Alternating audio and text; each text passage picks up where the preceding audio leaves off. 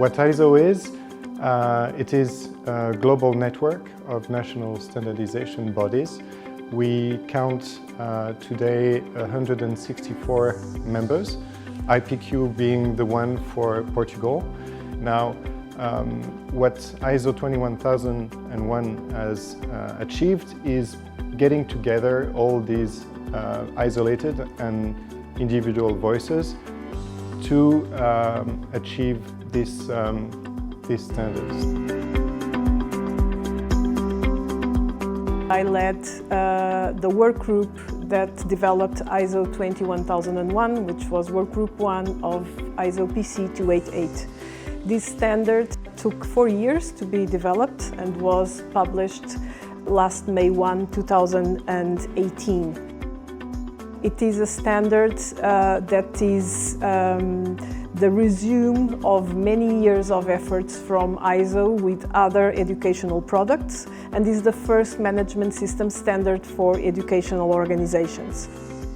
And after 1 year in the market, we felt the absolute need to hear the stakeholders, to hear the opinion of the users who have been working with this standard in its first year of existence. Also, we wanted to hear the opinion of the International Accreditation Forum, who runs the multilateral recognition agreement, which is signed by all national accreditation bodies across the world to make sure the whole world deals with these new management system standards in the same way, with the same interpretations, and that the play field is leveled and everyone is working by the same rules.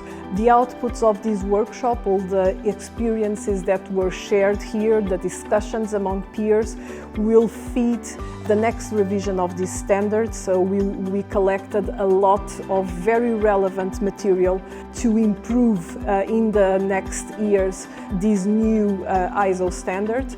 And probably this was not the only workshop to collect feedback on ISO 21001. Probably it was the first of many in the upcoming years.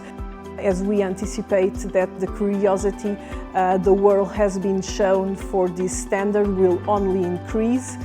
So I believe we will have many more of these workshops in Portugal or other countries to make sure we keep the debate and we keep collecting relevant information to make sure that ISO 21001 serves the whole world better and better across time.